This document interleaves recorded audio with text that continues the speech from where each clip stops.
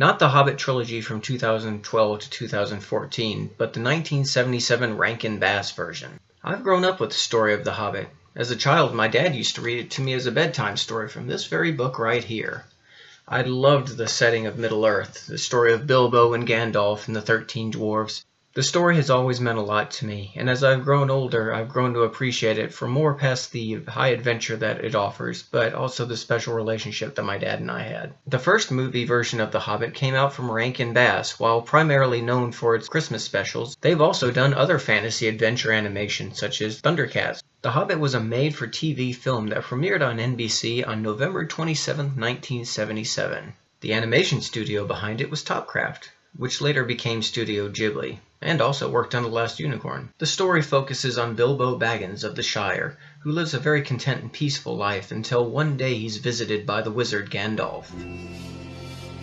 Gandalf introduces 13 dwarves and insists to Bilbo that he accompany them on their adventure to free the Dwarven Kingdom from the evil dragon Smaug. Bilbo, however, is anything but an adventurer.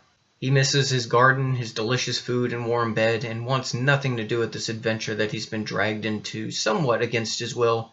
And yet there's an allure of this adventure that compels him to go regardless of all his own interpersonal protests. While commissioned to a position of a burglar which he knows nothing about, he finds that he's more wily, resourceful, and in several cases luckier than he could have imagined, ultimately culminating with their showdown against Smaug. And once the dragon Smaug is defeated, the adventure culminates with the Battle of 5 Armies. For once word that the dragon's death has spread, 5 armies each lay claim to the dwarves' treasure. While not as flashy as the Peter Jackson film, the Rankin Bass version of The Hobbit has its own charm and beauty to it, and I think more closely adheres to the story. There were several issues with the Hobbit trilogy, considering that it was taken from what is considered at heart a children's book, and stretched it into an epic war film. Peter Jackson's The Hobbit extended war scenes, introduced characters that never existed in the original narrative at all, and in the long run felt bloated. This version of The Hobbit adheres more closely to the original story, and instead of glorifying the elements of war as the Jackson trilogy did, this one focuses more heavily on the anti-war message that the original book was based on. In comparison to Lord of the Rings, The Hobbit is a far more gentle story. It focuses on a hero that nobody believes in, up to including Bilbo himself, and yet Bilbo's experiences change him for the better. He learns more, he becomes more self-sufficient, self-reliant, craftier, and meets all sorts of interesting and unique characters, ranging from goblins to spiders to the men of Lake Town and Gollum himself. This is, of course, the introduction of Gollum into the Middle-earth series. Gollum here is presented as conniving and crafty, challenging Bilbo to a game of riddles until he's bested, and at that point he relies on his precious, which is unknown to anyone at the time as the One Ring of Power. While seemingly insignificant here in this story, it plays a much larger role in The Lord of the Rings. And the ring here is used as a useful tool to keep Bilbo out of danger,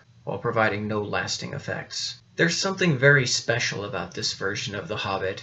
It was the first televised instance past the radio dramas that originally came out. This gave us a view of Middle-earth in its entirety, from the forests of Mirkwood to the Shire to the Dwarven Mountains. It was a beautiful painted world, and which makes sense considering Topcraft's future legacy. And of course you have to mention the music in this film, provided by Glenn Yarbrough. 2 of the strongest songs in this film are The Greatest Adventure and Roads. It's presented in more of a narrative folk style, and it fits the atmosphere beautifully, conveying the lush colors and fantasy of Middle-earth as never before. There are moments in The Hobbit that really stick out to me. While Bilbo and the dwarves are traversing Mirkwood and spending days upon days trapped in its dark, dangerous forest, there comes a point where the dwarves lift Bilbo up into the highest tree in Mirkwood to overlook the land around them. It is here past the darkness that Bilbo sees a world of beauty and wonder as hundreds of butterflies fly around him, which led Bilbo ultimately to ponder, "There are moments which can change a person for all time, and I suddenly wondered if I would ever see my snug hobbit hole again. I wondered if I actually wanted to." To me, this scene perfectly puts into words the change that occurs within Bilbo. No longer just a simple home buddy, but now someone who has taken part into a larger world and the adventure that lies ahead. While Peter Jackson's The Hobbit has all the trappings of the modern-day blockbuster with fast action scenes, bigger fights, a romance that was really shoehorned into that trilogy to make something happen. There was something simplistic and pure about the Rankin Bass version that Jackson's trilogy will never quite capture. For that reason, give it a look, although be very careful when you find it on home video. I never thought I'd say this, but my old copy on VHS looks better than a lot of the DVD versions out there, so make sure you really read up on it. Otherwise, it's a very grainy and distorted version of the film, and that's not the way to see it. Feel free to share your own experiences and memories with this film down below in the comments. And until you find your own great adventure,